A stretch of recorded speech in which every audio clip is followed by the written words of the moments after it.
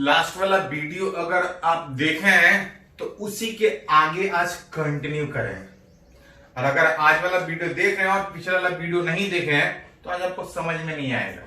इसलिए अगर आप समझना चाहते हैं आज वाले वीडियो से तो कल वाला लेक्चर जरूर, पिछले वाला लेक्चर जरूर देखिए। लास्ट वाले वीडियो लेक्चर में हम लोग पढ़ रहे थे कि कंडक्टर होता क्या है, अलग अलग कंडीशन में कंडक्टर का प्रॉपर्टी बिहेवियर कैसा होगा। याद कीजिए, जब तक नहीं कुछ बोला जाए हम लोग मटेरियल को इंसुलेटर मानते थे। हाँ, अलग से बोला जाता था तो कंडक्टर बात करते थे, और इंसुलेटर से कंडक्टर कितना अलग है, बिहेवियर कितना अलग है, वो लास्ट वाले लेक्चर से स्टार्ट किए थे। उसी के आगे कंटिन्यू करेंगे। लास्ट वाले लेक्चर में पॉइंट 7 तक हुआ था, आज 8वां पॉइंट हम लोग बात करें। एक टर्म है अर्थिंग, जो थोड़ा बहुत शायद पहले भी यूज हुआ था 10th में। और याद कीजिए, हम लोग पोटेंशियल जब डिफाइन किए थे तो बात हुआ था कि पोटेंशियल एक जगह पे डिफाइन ही नहीं होते। हाँ, एक जगह पे डिफाइन करते थे, लेकिन तब करते थे जब कहीं रेफरेंस लेते थे। जनरली रेफरेंस कहां लेते थे? इंफिनिटी पे। लेकिन ऐसा कोई जरूरी नहीं कि हर समय इंफिनिटी पे ही रेफरेंस लें, जरूरत पड़ने पे आसपास भी कभी कभी रेफरेंस लेते हैं। अब उसी में एक टर्म है जिसको हम लोग अर्थिंग बोलते हैं, कि अगर किसी कंडक्टर को अगर अर्थ से कनेक्ट करें, conductor is earth, that is, इसको बोलते हैं अर्थ से कनेक्टेड करें, then for reference its potential is taken as 0। Potential एक जगह डिफाइन नहीं होता है, किसी जगह डिफाइन करने के लिए कहीं रेफरेंस, उसी तरह से रेफरेंस में जैसे इंफिनिटी पे रेफरेंस लेते हैं, अगर किसी कंडक्टर को अगर अर्थ से कनेक्ट करके रखते हैं तो हम लोग एक रेफरेंस के रूप में पोटेंशियल उसका 0 कंसीडर करते हैं। अगर कहीं कनेक्शन दिखाना हो अर्थ के साथ, दैट इज अर्थिंग को दिखाना हो, तो अर्थिंग का एक सिंबल है विच कुछ इस तरह से किसी कंडक्टर के अर्थिंग को दिखा सकते हैं। अगर किसी कंडक्टर को अर्थिंग इस तरह से सिंबल दिया है, मतलब अर्थ से कनेक्ट किया हुआ है, और अर्थ से कनेक्ट करने का मतलब रेफरेंस के रूप में उसका पोटेंशियल 0 कंसीडर किया गया। जैसे मान के चले कि अगर कोई अकेला कंडक्टर है, इसको अर्थ किए, अर्थ करने का मतलब ही हुआ इसका पोटेंशियल कितना है? 0। किसी कंडक्टर पे जो भी चार्ज देते हैं आउटर सरफेस पर रहता है। अगर इस कंडक्टर का रेडियस r, कुछ चार्ज होगा, पोटेंशियल kq/r स्फेरिकल में, स्फेयर में। अगर ये सॉलिड भी रहता तब भी चार्ज बाहर होने के कारण हॉलो स्फीयर की तरह से बिहेव करेगा, और हॉलो स्फीयर का पोटेंशियल कितना होता है? kq/r। अगर इस कंडक्टर को अर्थ करें तो इसका पोटेंशियल 0 होने का मतलब इसके ऊपर चार्ज भी 0 हो। मतलब अगर कोई अकेला कंडक्टर है तो पोटेंशियल तो 0 होगा ही होगा, साथ साथ चार्ज भी 0 होगा। अगर चार्ज उसमें है भी, कनेक्ट करेंगे तो ये सब चार्ज चला जाएगा अर्थ में। हाँ, लेकिन ये बात तब वैलिड है जब कंडक्टर अकेला हो। अगर एक से ज्यादा कंडक्टर रखा है, अगर किसी एक कंडक्टर को अर्थ किए हैं तो इस पे चार्ज 0 जरूरी नहीं है, आप पोटेंशियल 0 हो। चार्ज 0 हो भी सकता है, नहीं भी हो सकता है। हाँ, चार्ज इस कंडक्टर पे कुछ ऐसा होगा कि इस कंडक्टर का पोटेंशियल 0 होगा, क्योंकि अर्थ से कनेक्ट कर रहे हैं, मतलब रेफरेंस के रूप में इसका पोटेंशियल 0 कंसीडर कर रहे हैं। अगर कोई अकेला कंडक्टर अर्थ किया है तो पोटेंशियल तो 0 होगा ही होगा, और साथ साथ चार्ज भी 0 होगा। लेकिन अगर किसी कंडक्टर के बगल में कोई दूसरा कंडक्टर रखा है तो इसके इफेक्ट के कारण हो सकता है इस पर चार्ज हो या नहीं भी हो, लेकिन ऐसा रहेगा कि पोटेंशियल हमेशा 0 होगा। कब? जब इसको अर्थ करेंगे। मतलब अर्थिंग करने का मतलब पोटेंशियल 0 होना, चार्ज 0 नहीं होना। चार्ज 0 हो भी सकता है, नहीं भी हो सकता है। हाँ, अकेला है तो चार्ज 0 भी होगा। जैसे समझने के लिए एक एग्जांपल कंसीडर कर रहे हैं। मान लेते हैं इस तरह से ऐसा ऐसा एक नहीं दो स्फेरिकल कंडक्टर, दोनों पे कुछ चार्ज है। अब पूछ रहा है कि इस दोनों कंडक्टिंग सेल के चार्ज अंदर वाला सरफेस पे कितना, बाहर वाला सरफेस पे कितना, इसके अंदर वाला सरफेस पे कितना, अब बाहर वाले सरफेस पे चार्ज कितना, चार्ज डिस्ट्रीब्यूशन दिखाना है, जो कि लास्ट लेक्चर में सीखे थे। लास्ट वाले लेक्चर में सीखे थे कि अगर एक से ज्यादा स्फेरिकल कंडक्टर इस तरह से रहता था, कितना चार्ज अंदर कितना बाहर, अगर डिस्ट्रीब्यूशन दिखाना होता था, क्योंकि चाहे कंडक्टर कितना ही पतला हो, कितना ही थिन हो, हमेशा उसका दो सरफेस था, एक इनर आउटर। चार्ज डिस्ट्रीब्यूशन दिखाने में अंदर से दिखाते थे, सेंटर पे रहेगा तो इसके इनर पे भी होगा, अगर सेंटर पे नहीं है इसका जो भी चार्ज है वो आउटर पे होगा। इसके इलेक्ट्रिक इफेक्ट के कारण इस कंडक्टर के इनर सरफेस पे इक्वल एंड अपोजिट, अब बाकी बचा हुआ बाहर। डिस्ट्रीब्यूशन सीखे थे लास्ट वाले लेक्चर में। यहां पे भी डिस्ट्रीब्यूशन बोला है, लेकिन कुछ कंडीशन दिया है। क्या दिया है? When inner conductor inner cell is earth, बोल रहा है कि हर एक सेल के अंदर बाहर कितना चार्ज होगा, कब, जब इस इनर सेल को बोल रहा अर्थ कर। पढ़े हैं कि किसी कंडक्टर को अर्थ करेंगे तो पोटेंशियल कितना हो जाएगा? जीरो। पोटेंशियल जीरो होगा तो क्या चार्ज भी जीरो होगा? तो हो भी सकता है, नहीं भी हो सकता है। हाँ, चार्ज ऐसा रहेगा सच दैट कि पोटेंशियल हमेशा कितना होगा? जीरो। चार्ज कोई जरूरी नहीं कि जीरो, हाँ जीरो हो भी सकता है, नहीं भी हो सकता है। हाँ, एक चीज पक्का है कि अगर इस कंडक्टर को अर्थ किए हैं तो पोटेंशियल हमेशा जीरो होगा। साथ साथ एक और पॉइंट याद कीजिए कि जब किसी कंडक्टर को किसी से कनेक्ट नहीं करते थे तो चार्ज हमेशा सेम रहेगा, क्योंकि जब तक कांटेक्ट में नहीं आएगा ना इलेक्ट्रॉन निकलेगा ना जुटेगा, चार्ज हमेशा सेम रहेगा। हाँ, अंदर बाहर जो होना हो, लेकिन चार्ज चेंज नहीं करता। कब तक? जब तक कंडक्टर आइसोलेट, कंडक्टर किसी से कनेक्टेड नहीं। कंडक्टर कनेक्टेड नहीं हो, चार्ज नहीं चेंज करेगा। जैसे यहां पे बोल रहा था कि इस दो कंडक्टिंग सेल में इनर को अर्थ किए हैं, इस आउटर को किसी से कनेक्ट नहीं किए हैं, नहीं कनेक्ट किए हैं तो चाहे अंदर रहे चाहे बाहर रहे, टोटल उतना ही रहेगा। लेकिन इसको कनेक्ट किए हैं, चार्ज पहले कुछ और था, अब हो सकता है कुछ और हो जाए।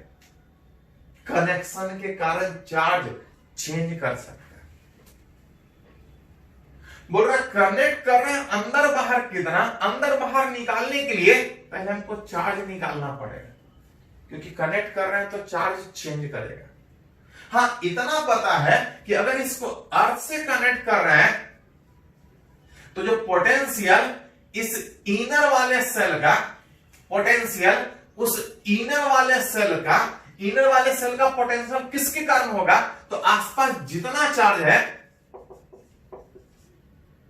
सबके कारण होगा, लेकिन कुछ इस तरह से होगा कि उस इनर कंडक्टर को अर्थ कर रहा है, चार्ज चाहे जितना चेंज करना है करे, लेकिन पोटेंशियल हर हाल में कितना होगा?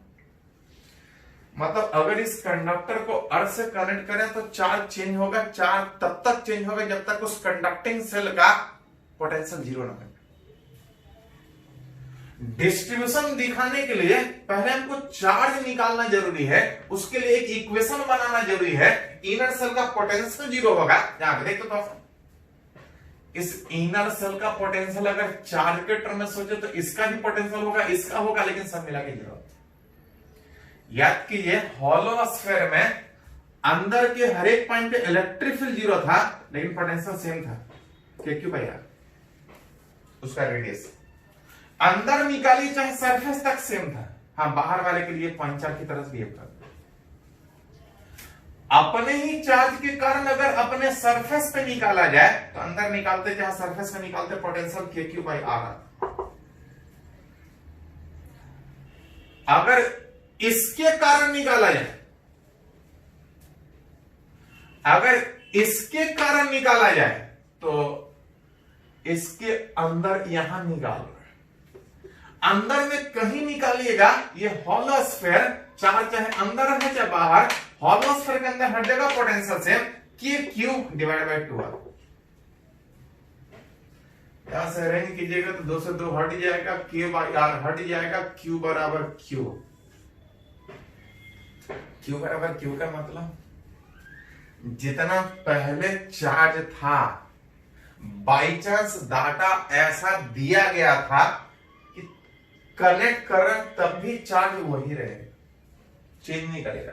हाँ, अगर इस क्वेश्चन में रहता कि अगर ये चार्ज 3Q है तो कोई दिक्कत नहीं, जब हम इसको कनेक्ट करते तो चार्ज चेंज करता, चार्ज चेंज करके कितना आता तो Q बराबर Q, Q बराबर Q। दैट मीन्स आप बोल सकते हैं, दैट मीन्स आप बोल सकते हैं कि अगर इस कंडक्टर को अगर हम अर्थ कर रहे थे तो जो पहले 3Q चार्ज था, इस कनेक्शन के कारण इसके ऊपर Q है, अब इसके ऊपर तो चेंज ही नहीं करेगा क्योंकि किसी से कनेक्ट ही नहीं कर रहा। लेकिन हमसे ये नहीं पूछा है कि इस कंडक्टर को कनेक्ट करें तो चार्ज कितना होगा, हमसे ये पूछा है कि कनेक्शन के बाद हर एक के अंदर बाहर कितना, हर एक के अंदर बाहर अगर चार्ज डिस्ट्रीब्यूशन अगर दिखाना चाहते हैं, चार्ज डिस्ट्रीब्यूशन तो स्टार्ट कहां से करते थे, सेंटर से।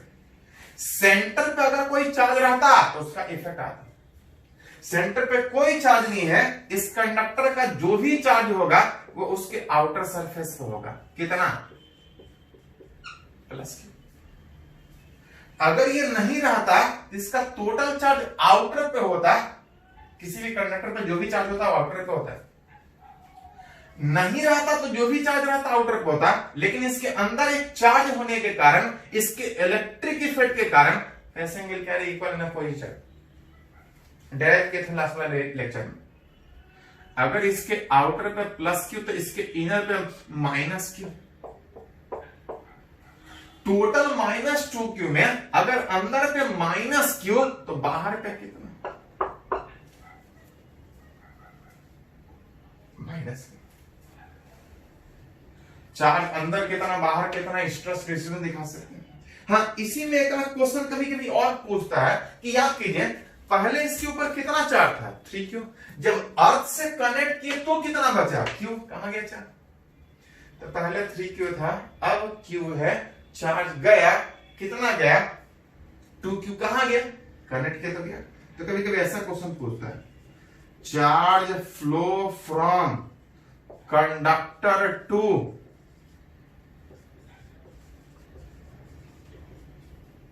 बोल रहा कंडक्टर से अर्थ में कितना गया, तो पहले 3Q था, अब Q बचा, टोटल कितना बचा, 2Q। कभी कभी यही क्वेश्चन उल्टा पूछेगा, charge flow from earth to conductor, कभी कभी यही क्वेश्चन उल्टा पूछेगा कि अर्थ से कंडक्टर में कितना गया, नहीं दिया, 3Q प्लस में था, Q गया तो 2Q उधर गया। 2Q उधर जाने का मतलब अगर उल्टा सोचेंगे तो क्या सोच सकते हैं कि -2Q आया होगा, 3Q प्लस में था, -2Q उधर से आया होगा, तो अब इसके ऊपर कितना बचा होगा, Q। मतलब अगर उल्टा पूछा जाए कि अर्थ से इसके ऊपर कितना आया होगा तो आप लिख सकते हैं -2Q। तो जैसा पूछा जाए उस हिसाब से लिख सकते हैं। चलो पहले इसको नोट करें ताकि एग्जाम्पल इस तरह से और हम लोग बात करें।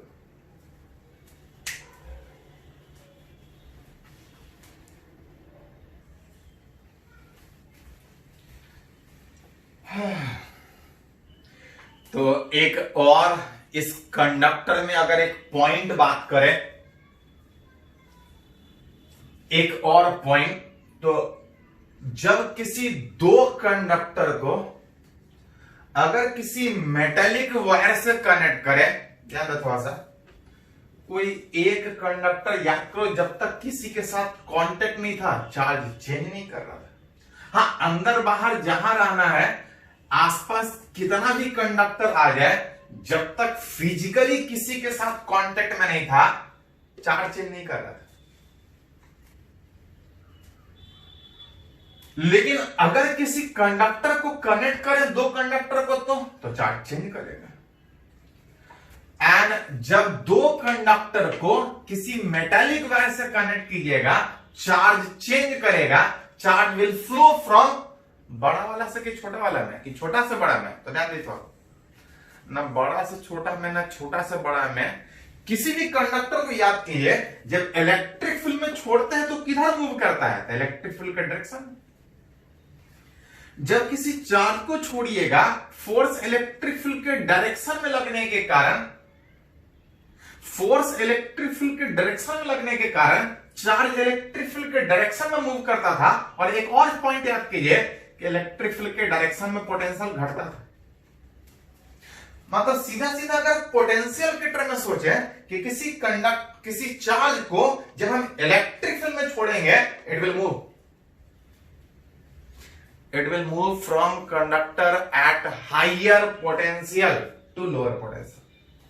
वही पॉइंट यहां पे कि जब किसी दो कंडक्टर को किसी मेटालिक वायर से जोड़िएगा चार्ज एक से दूसरे में फ्लो करेगा और चार्ज तब तक फ्लो करेगा when two conductor are connecting through a metal wire, then charge will flow from conductor at higher potential to conductor at lower potential. Charge जब कंडक्टर को कनेक्ट करेंगे तो चार्ज चेंज करेगा, चार्ज फ्लो करेगा एक से दूसरे में। कंडक्टर एट हायर पोटेंशियल से कंडक्टर एट लोअर पोटेंशियल में चेंज करेगा तब तक जब तक दोनों का पोटेंशियल सेम ना। चार्ज तब तक फ्लो करेगा जब तक दोनों कंडक्टर का पोटेंशियल सेम नहीं हो जाए।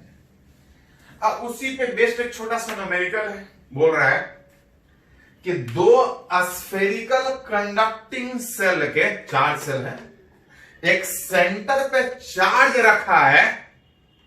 पूछा जा रहा है कि हर एक के अंदर बाहर कितना चार्ज होगा जब इस दोनों कंडक्टर को एक मेटालिक वायर से कनेक्ट कर। बोल रहा है इस दोनों कंडक्टर को एक मेटालिक वायर से जोड़ दें तो पूछ रहा है कि हर एक के अंदर बाहर कितना होगा। अगर नहीं जोड़ते तो चार्ज नहीं चेंज करता, डिस्ट्रीब्यूशन दिखा लेते कि अंदर बाहर कितना है, लेकिन जैसे कनेक्ट करेंगे तो चार्ज चेंज करेगा। हर एक के अंदर बाहर निकालने के लिए पहले ये निकालना पड़ेगा कि चार्ज कितना चेंज करेगा। पूछ रहा है find the charge on inner and outer surface of both shell when they are connected through a metallic wire. बोल रहा है इस दोनों कंडक्टर को जिसके सेंटर पे चार्ज था अगर एक मेटालिक वायर से जोड़ दे, पूछ रहा है कि इस प्रोसेस में चार्ज कितना चेंज करेगा। और चार्ज कितना चेंज करेगा अगर निकाल ले तो डिस्ट्रीब्यूशन दिखा सकता है। जैसे कनेक्ट करेंगे तो चार्ज चेंज करेगा, लेकिन चार्ज कंजर्व होने के कारण टोटल चार्ज जो पहले एक पे +3Q था और दूसरे पे -2Q था, टोटल चार्ज अभी भी Q ही रहेगा। टोटल चार्ज कनेक्ट करने के बावजूद वही रहेगा, चार्ज कंजर्व होता है। हाँ, उस टोटल का कुछ हिस्सा इसके ऊपर और बाकी वाला हिस्सा इसके ऊपर। हाँ, उसमें से कुछ अंदर होगा कुछ बाहर होगा। पहले निकालेंगे कि कितना चार्ज बचा है कनेक्शन के बाद, तभी तो अंदर और बाहर सोच सकते हैं कि कितना अंदर कितना बाहर। चार्ज फ्लो करेगा तब तक फ्लो करेगा जब तक इक्विलिब्रियम पे अगर बोला जाए जितना पोटेंशियल इस इनर वाला सेल उतना ही इस आउटर सेल। इस इनर सेल पे पोटेंशियल किसके कारण? तो उस इनर पे बात कीजिएगा तो आसपास जितना है सबके कारण। किसी भी जगह पे पोटेंशियल आसपास जितना चार्ज होगा सबके कारण। इस इनर पे बात कीजिएगा तो इस Q के कारण, इस स्मॉल q के कारण, इस Q माइनस Q के कारण। और जब आउटर पे भी बात कीजिएगा तो फिर उसी तरह से तीनों के कारण।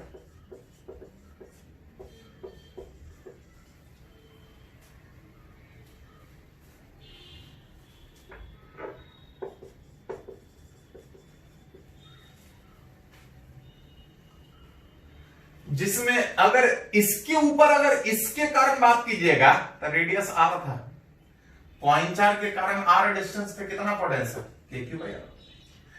अपने के कारण अंदर निकालिए चाहे सरफेस पे निकालिए सेम आएगा, और अगर इसके कारण अंदर कहीं भी निकालिएगा तो हर जगह पोटेंशियल सेम के Q Q minus pi two है।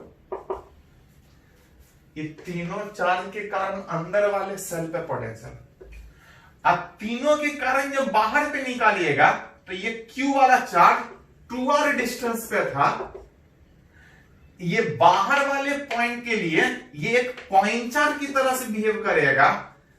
अब खुद के कारण अंदर निकालिए चाहे बाहर निकालिए सेम आएगा, सरफेस पे निकालिए के क्यू बाई 2r, जिसमें ये वाला फैक्टर हट जाएगा, ये वाला फैक्टर हट जा रहा था, के बाई आर हर एक से कैंसिल था, बच रहा था क्यू प्लस क्यू बराबर Q by 2 plus Q by 2। थोड़ा सा इसको इधर लेके जाइएगा तो आ जाएगा क्यू बाई 2, इसको इधर लेके आइएगा तो माइनस क्यू बाई 2। जहां से सोल्व कीजिएगा तो आ जाएगा क्यू बराबर माइनस क्यू। क्यू बराबर माइनस क्यू का मतलब, क्यू बराबर माइनस क्यू का मतलब इस क्यू का वैल्यू जो अननोन माने थे इज इक्वल टू कितना,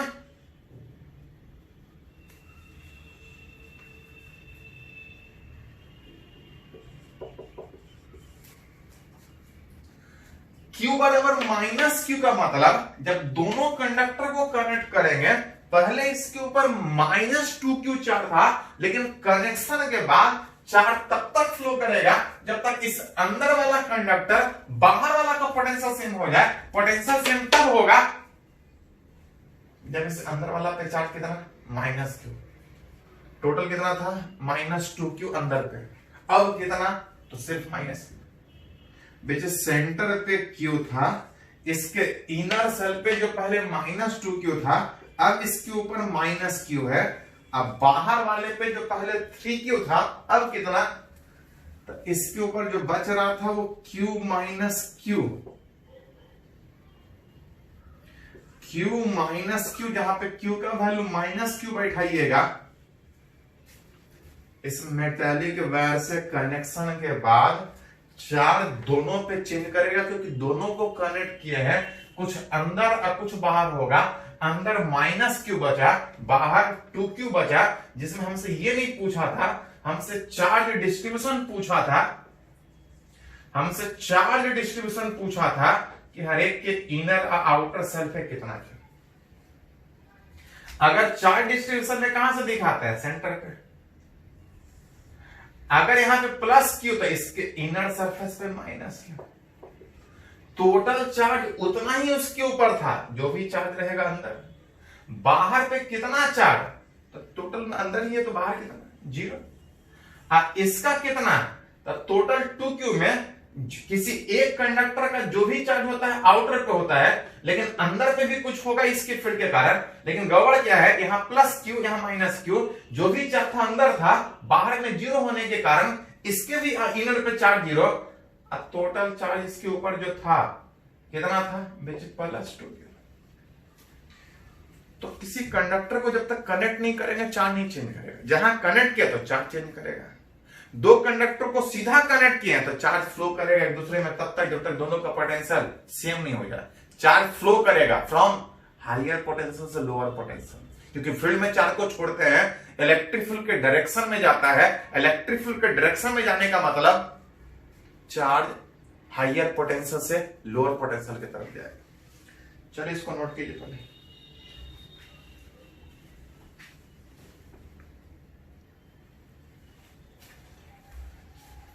तो इसी में एक लास्ट है conducting and non conducting charge sheet, infinite sheet. याद कीजिए, नॉन कंडक्टिंग शीट पहले ही पढ़े थे। अच्छा, कंडक्टिंग और नॉन कंडक्टिंग में अंतर क्या है? तक नॉन कंडक्टिंग में चार्ज जो भी देते हैं वो मैटर के इनसाइड रहेगा, मैटर जहां है वहां रहेगा। लेकिन कंडक्टर वाले में जो भी चार्ज देंगे हमेशा आउटर सरफेस पे। उस आउटर सरफेस का मतलब अगर बात कीजिएगा, कंडक्टर चाहे कितना भी पतला हो, थिन हो, चार्ज हमेशा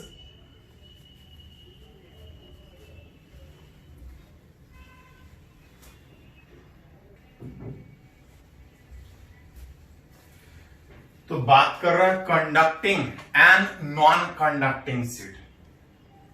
नॉन कंडक्टिंग शीट में जो भी चार्ज देंगे वो मैटर के इनसाइड होगा, और कंडक्टिंग वाले शीट में चार्ज मैटर के अंदर होने के बजाय आउटर सरफेस में होने के कारण यहां पे इधर भी होगा, इधर भी होगा। अगर इस सीट चाहे कितना ही बड़ा कंसीडर कीजिए, कुछ ना कुछ तो एरिया होगा ही होगा।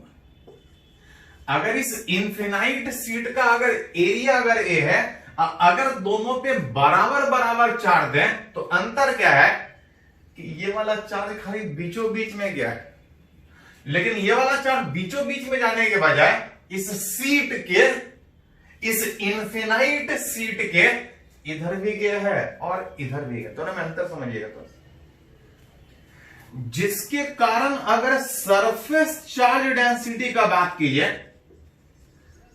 सरफेस चार्ज डेंसिटी समझ आता है, surface charge density that is charge per unit area. Surface charge density का बात कीजिएगा तो एक कंडक्टिंग था, एक नॉन कंडक्टिंग था। सरफेस चार्ज डेंसिटी होता है चार्ज बाई एरिया, यहां पे भी चार्ज बाई एरिया।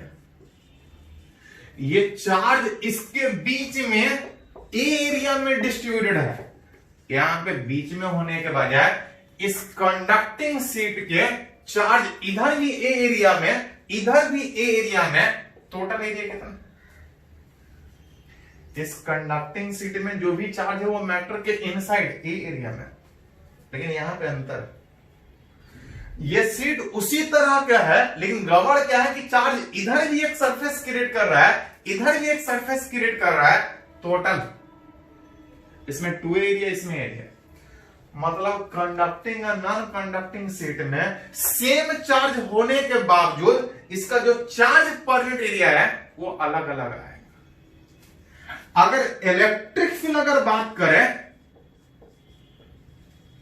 तो शायद पढ़े हैं कि किसी भी कंडक्टिंग में, किसी भी कंडक्टर के बाहर, अंदर तो इलेक्ट्रिक फील्ड हमेशा 0 था, किसी भी कंडक्टर के बाहर इलेक्ट्रिक फील्ड कितना होता है? और इलेक्ट्रिक फील्ड याद कीजिए, नॉन कंडक्टिंग में कितना था याद है आपको? तो नॉन कंडक्टिंग शीट में डिस्क को इंफिनाइट कंसीडर करके इलेक्ट्रिक फील्ड निकाले, और नॉन कंडक्टिंग शीट में जो इलेक्ट्रिक फील्ड आया था कितना आता है? Sigma by 2 epsilon not. और किसी कंडक्टर में इलेक्ट्रिक फील्ड कितना होता है? Sigma by epsilon not. क्या दोनों का फील्ड अलग अलग होगा? तो ध्यान दिए थोड़ा सा, कंडक्टिंग में सिग्मा कंडक्टिंग का होगा, और नॉन कंडक्टिंग में सिग्मा नॉन कंडक्टिंग का होगा। नॉन कंडक्टिंग का सिग्मा Q बाई ए होने के कारण जो इलेक्ट्रिक फील्ड आएगा Q बाई 2 एप्सिलॉन नॉट, और सिग्मा कंडक्टिंग में Q बाई 2 एप्सिलॉन नॉट। ध्यान दिए थोड़ा सा, कंडक्टिंग शीट और non conducting sheet, electric field का फॉर्मूला आपको जो अलग अलग दिख रहा है वो एक्चुअली इलेक्ट्रिक फील्ड सेम ही है, चाहे वो एक कंडक्टिंग शीट हो, चाहे वो एक नॉन कंडक्टिंग शीट हो।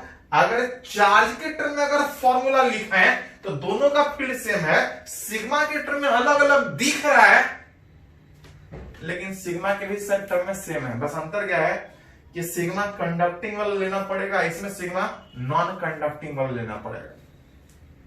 सिग्मा दोनों का अलग अलग है सेम चार्ज होने के बावजूद, क्योंकि इसमें ए एरिया में चार्ज डिस्ट्रीब्यूटेड है और इसमें 2a एरिया में चार्ज डिस्ट्रीब्यूटेड है। लेकिन अगर चार्ज के टर्म में अगर बात करें, अगर चार्ज के टर्म में बात करें तो चाहे वो कंडक्टिंग हो चाहे नॉन कंडक्टिंग, चार्ज चाहे उसके एक फेस पे हो चाहे चार्ज दोनों फेस पे हो, कोई फर्क नहीं पड़ेगा।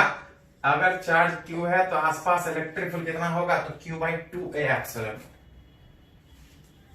तो ये था कि अगर कहीं कंडक्टिंग और नॉन कंडक्टिंग सीट दिखे तो अंतर क्या है। चार्ज के टर्म में कोई अंतर नहीं है, लेकिन सिग्मा के टर्म में अंतर है।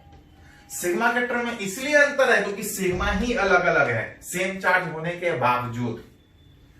इसी में एक पॉइंट है कि facing surfaces of two conducting sheet will carry equal and opposite charge।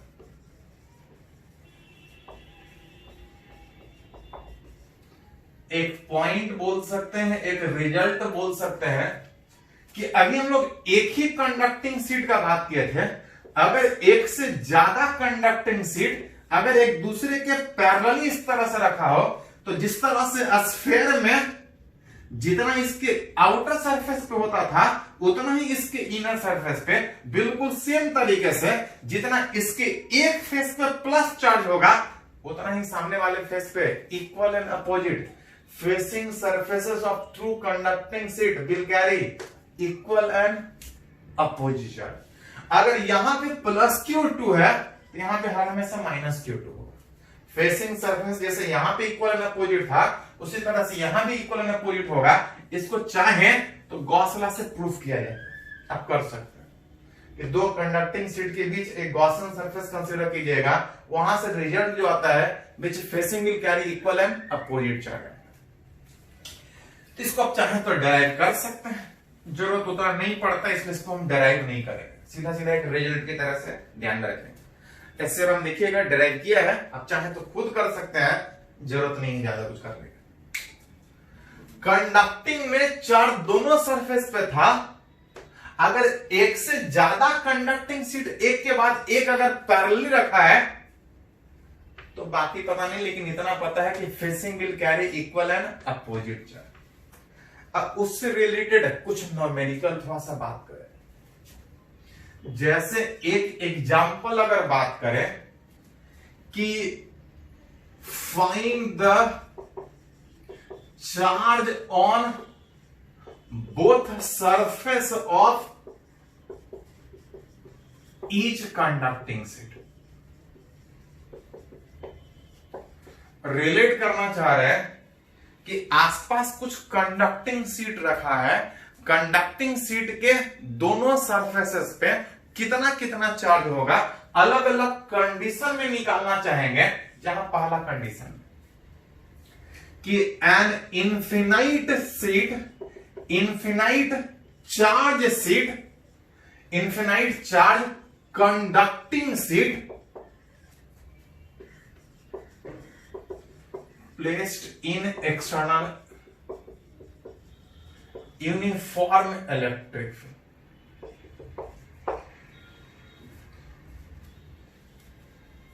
Conductor में चार्ज दोनों सरफेस पे ऐसा एक के बजाय एक हो या एक से ज्यादा कंडक्टिंग सीट हो, निकालना चाह रहे हैं कि ऐसा जितना भी कंडक्टिंग सीट है दोनों सरफेसेस पे कितना चार्ज होगा, उसको रिलेट करना चाह रहे हैं।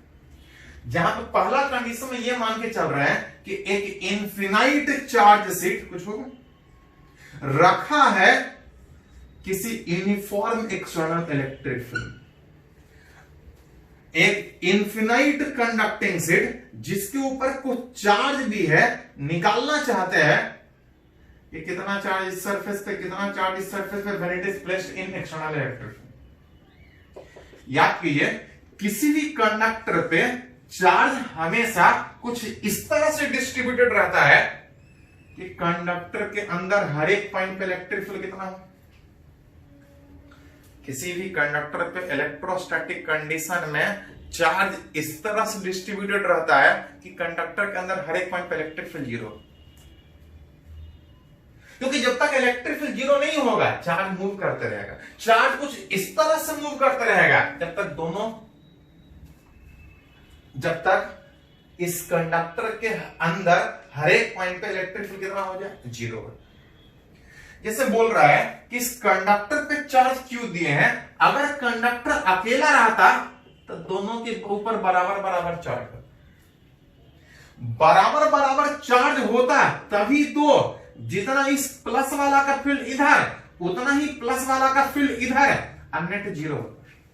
लेकिन तब जब वो कंडक्टर अकेला होता और उसके ऊपर चार्ज Q होता तो इसके दोनों फेस पे equal and opposite charge, sorry equal charge होगा। इक्वल चार्ज होगा तो इसके कारण इधर इलेक्ट्रिक फील्ड, इसके कारण इधर इलेक्ट्रिक फील्ड। लेकिन यहां पे बोल रहा है कि ये कंडक्टर अकेला होने के बजाय अगर ये कंडक्टर किसी दूसरे के फील्ड में रखा है अब तब रिलेट करना चाह रहा है कि इसके दोनों सरफेस पे जो चार्ज होगा कितना अलग अलग होगा या सेम होगा, उसको रिलेट करके दिखाना। अगर ये फील्ड नहीं होता तो दोनों पे बराबर बराबर होता, लेकिन अगर इलेक्ट्रिक फील्ड में रखा है तो रिलेट करना चाह रहा है कि इस टोटल चार्ज का कितना चार्ज इस वाला फेस पे और कितना चार्ज इस वाला फेस पे। जगह नहीं है, पर इसको थोड़ा सा नोट कर लीजिए तो हम लोग आगे कंटिन्यू करते हैं। इसको थोड़ा सा नोट कर लीजिए।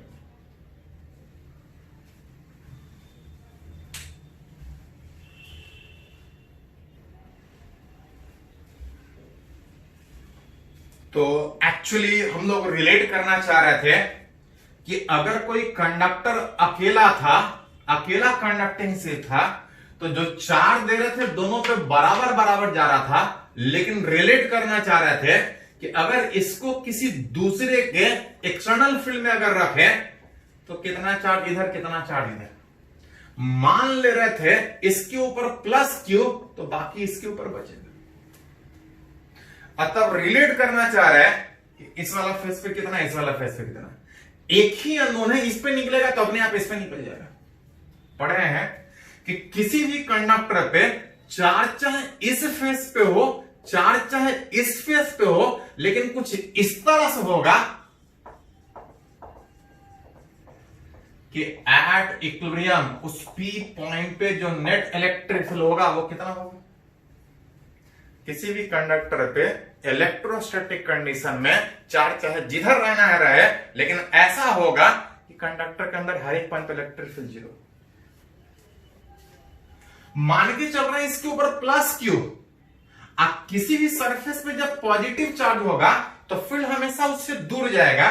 पॉजिटिव चार्ज है, अगर पॉइंट इधर रहेगा तो इधर दूर जाएगा, इधर पॉइंट रहेगा तो इधर दूर जाएगा। दूर मतलब इधर सोचेंगे तो इधर दूर, इधर मत सोचेंगे तो इधर दूर।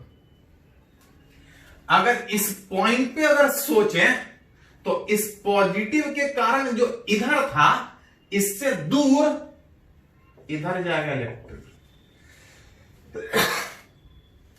और जो चार्ज इधर है उसका इलेक्ट्रिक फील्ड इधर जाएगा। और साथ में जो बाहर का फील्ड है वो भी अंदर में क्रिएट करेगा, लेकिन कुछ इस तरह से कि नेट इलेक्ट्रिक फील्ड उसके अंदर वाले किसी भी पॉइंट पर बात कीजिएगा तो जीरो हो। नेट इलेक्ट्रिक फील्ड जीरो होने का मतलब कि जितना दोनों का फील्ड इस डायरेक्शन में है उतना इस अकेला का फील्ड इधर होगा। Q माइनस Q का फील्ड का मैग्नीट्यूड बराबर E0 प्लस Q के मैग्नीट्यूड के बराबर।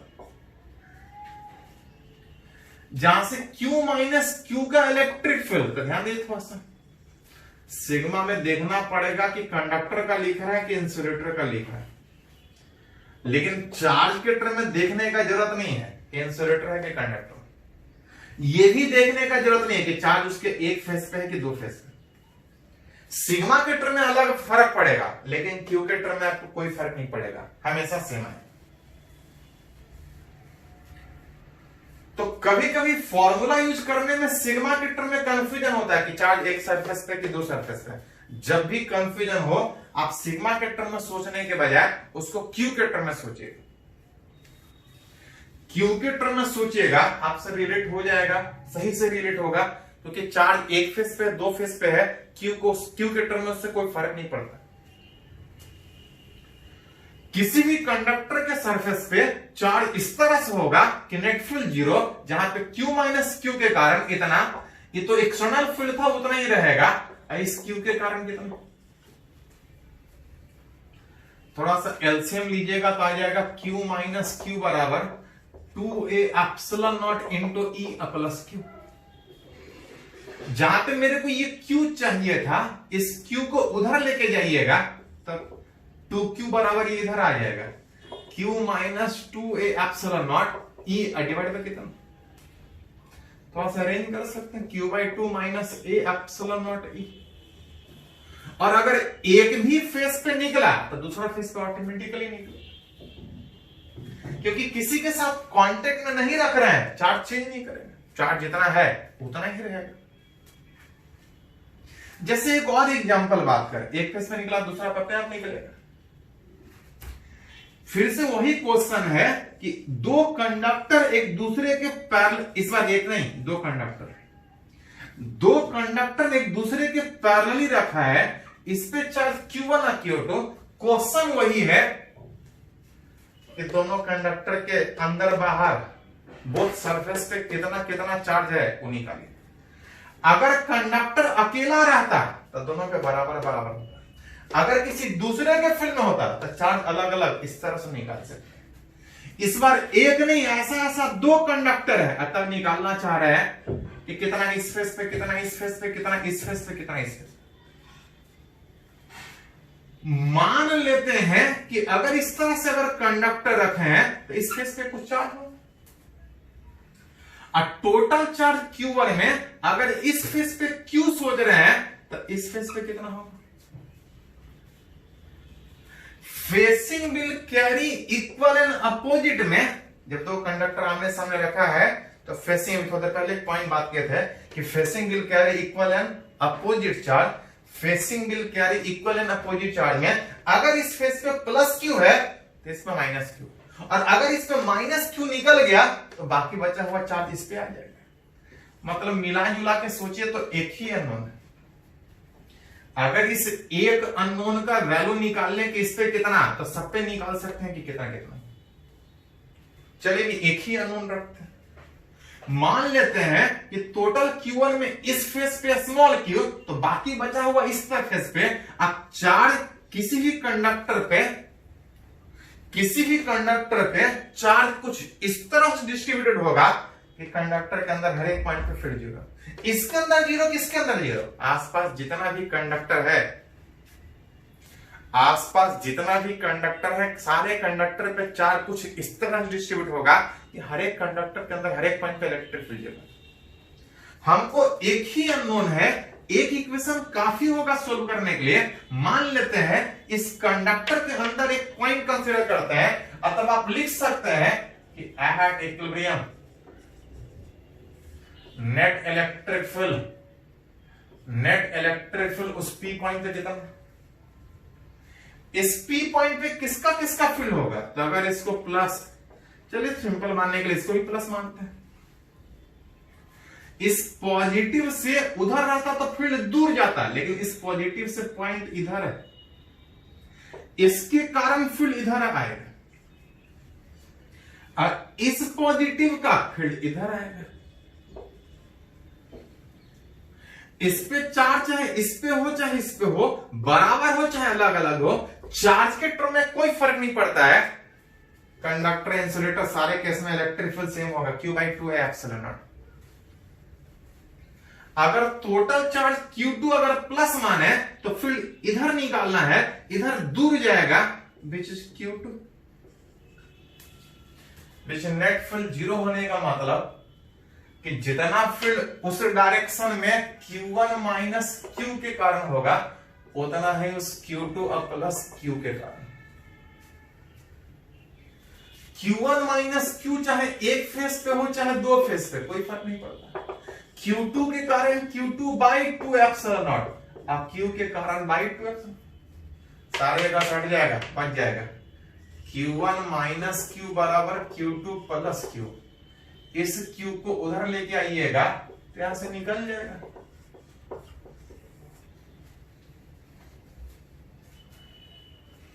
और अगर इस दोनों में से किसी एक के भी फेस पे निकला तो बाकी सब पे निकला। पूछ रहा था चार्ज डिस्ट्रीब्यूशन, उस चार्ज डिस्ट्रीब्यूशन में जब तक कंडक्टर को किसी से कनेक्ट नहीं करेंगे चार्ज Q1 Q2 ही रहेगा। हाँ, कुछ चार्ज इधर हो सकता है, कुछ इधर हो सकता है, लेकिन चार्ज नहीं चेंज करेगा। कब तक? जब तक कनेक्ट नहीं करेगा। निकाले तो आया कि इस वाला फेस पे कितना आया, Q1 minus Q2/2। Facing will carry equal and opposite charge में अगर इसके ऊपर प्लस Q तो इसके ऊपर माइनस Q, जो कि माइनस Q1 माइनस Q2/2। एक पे निकला तो दूसरे पे भी निकला। और अगर इस पे निकल चुका है तो इस वाला फेस पे घटा के निकाल सकते हैं कि टोटल का इतना चार्ज इस फेस पे, तो इस पे कितना, Q1 में Q घटाइएगा तो सोल्व करके देख सकते हैं। इसको सोल्व कीजिएगा तो Q1 प्लस Q2/2 आएगा। और टोटल Q2 में अगर इधर माइनस Q तो इधर प्लस Q, ये दोनों मिला के टोटल Q2 ही बचे। क्योंकि कनेक्शन नहीं है तो चार्ज के डिस्ट्रीब्यूशन पे फर्क पड़ेगा, चार्ज पे फर्क नहीं पड़ेगा। Q का वैल्यू अगर वहां पे बैठा दीजिएगा तो यहां पे भी Q1 प्लस Q2 आएगा।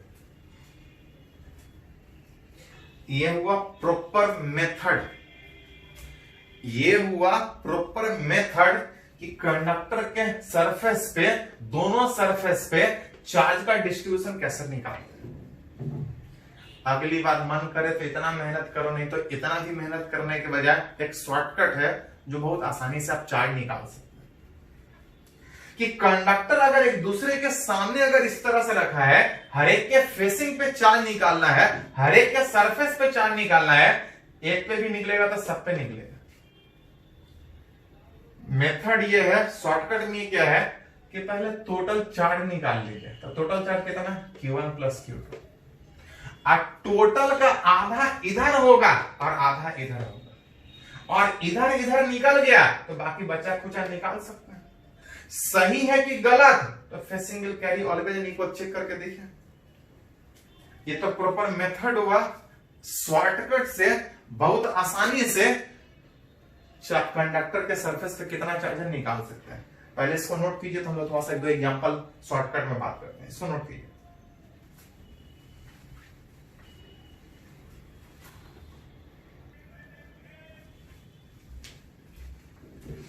तो अभी हम लोग बात कर रहे थे कि आसपास अगर कंडक्टिंग सीट अगर एक दूसरे के पैरेलली रखा है तो चार्ज डिस्ट्रीब्यूशन कैसे निकालना है।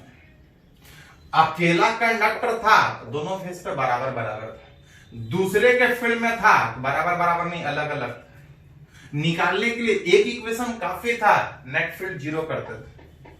ऐसा एक क्या, जितना भी कंडक्टिंग सीट आसपास इस तरह से रखा है सारे जगह प्रोसेस वही होगा। दो कंडक्टिंग सीट वाला में प्रॉपर मेथड से सीखे थे कि इस पे कुछ चार्ज है, इस पे कुछ चार्ज है, अगर हर एक के ऊपर निकालना हो, हर एक फेस के ऊपर निकालना हो कि कितना इस चार्ज का इधर है कितना इधर है, इसका कितना इधर है कितना इधर है, तो प्रॉपर निकालने के लिए सीखे थे। मन करे तो प्रॉपर मेथड से जाइए, और नहीं तो एक शॉर्टकट था। क्या था कि सबसे पहले टोटल चार्ज निकाल लो। इसका टोटल चार्ज प्लस 2Q है, इसका टोटल चार्ज माइनस 4Q। दोनों मिला के चार्ज कितना, माइनस 2Q। तब अगर रिलेट करना हो कि कितना इस फेस और कितना इस फेस पे चार्ज डिस्ट्रीब्यूशन निकालना हो, तो तरीका क्या था, तो तरीका यह था कि टोटल दोनों मिला के जितना भी चार्ज है उसका आधा चार्ज इधर और आधा इधर। टोटल जितना भी है उसका आधा इधर आधा इधर, और अगर इसके ऊपर अगर माइनस Q तो इसके ऊपर कितना, क्योंकि टोटल चार्ज तो 2Q ही रहेगा। इसके रहने से डिस्ट्रीब्यूशन पे फर्क पड़ेगा, कुछ इधर कुछ इधर, चार्ज तो चेंज नहीं करेगा। टोटल अगर 2Q चार्ज था, अगर इस फेस पे माइनस Q आया तो इस फेस पे प्लस 3Q, उल्टा इधर सोचिएगा, टोटल माइनस 4Q था, अगर इस फेस पे माइनस Q तो इस फेस पे कितना।